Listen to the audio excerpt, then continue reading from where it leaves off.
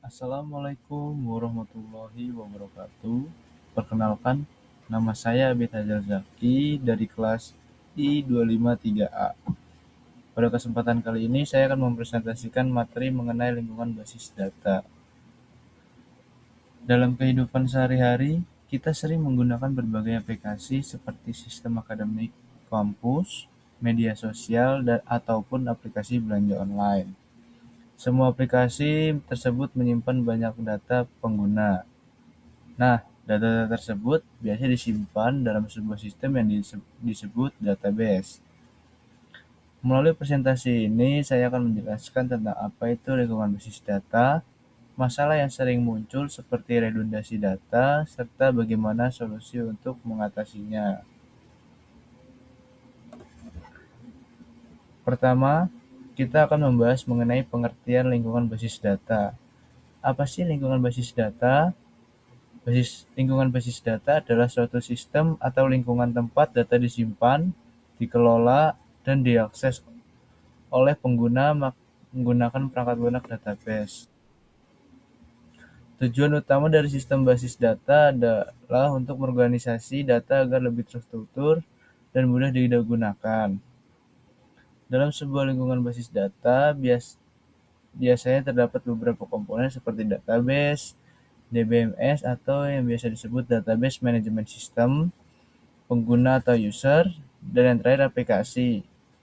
Dengan adanya sistem basis data, pengelolaan data menjadi jauh lebih efisien, aman, dan terstruktur dibandingkan jika data disimpan secara manual.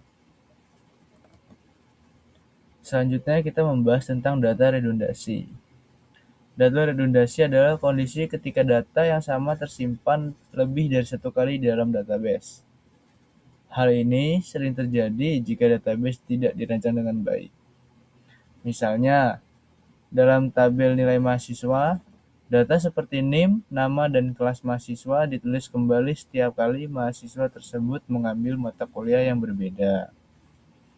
Masalah dari redundasi data orang antara lain, yaitu memboroskan ruang penyimpanan, menyebabkan inkonsistensi data, dan menyulitkan proses pembaruan data. Contohnya, jika ada perubahan data mahasiswa, misalnya nama atau kelas berubah, maka data tersebut harus diperbarui di banyak tempat. Hal ini tentu kurang efisien dan berpotensi menimbulkan kesalahan.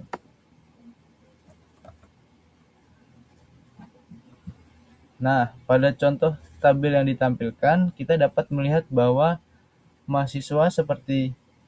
data mahasiswa seperti NIM, nama, dan kelas muncul berulang kali di setiap baris.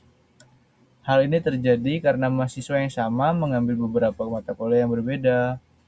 Akibatnya, informasi mahasiswa harus diisi kembali di setiap data nilai. Inilah yang disebut dengan redundasi data, yaitu penyimpanan data yang sama secara berulang dalam sebuah tabel database. Gimana sih solusinya? Untuk mengatasi masalah redundasi data, kita dapat menggunakan metode yang disebut normalisasi database, yaitu proses memisahkan data ke dalam beberapa tabel yang berbeda agar data tidak disimpan berulang. Kemudian tabel nilai hanya menyimpan referensi atau hubungan antara mahasiswa dan mata kuliah. Metode ini membuat database menjadi lebih efisien dan mudah dikelola. Selanjutnya kita membahas mengenai arsitektur basis data. Arsitektur database terdiri dari 3 level. Yang pertama adalah level eksternal, yaitu database yang dilihat oleh pengguna.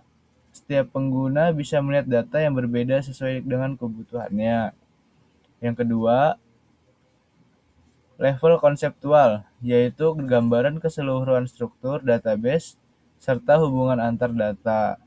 Dan yang ketiga, level internal, yaitu cara bagaimana data disimpan secara fisik di dalam sistem komputer. Dengan adanya pembagian level ini, sistem database dapat bekerja lebih fleksibel dan memudahkan pengelolaan data. Kesimpulannya, Basis data merupakan sistem yang sangat penting dalam pengelolaan data. Dengan menggunakan database, data dapat disimpan secara terstruktur, aman, dan mudah diakses. Selain itu, penggunaan database juga dapat mengurangi redundasi data dan meningkatkan efisiensi penyimpanan data. Oleh karena itu, perancangan database yang baik sangat penting agar sistem informasi dapat berjalan dengan optimal. Demikian presentasi mengenai lingkungan basis data yang dapat saya sampaikan.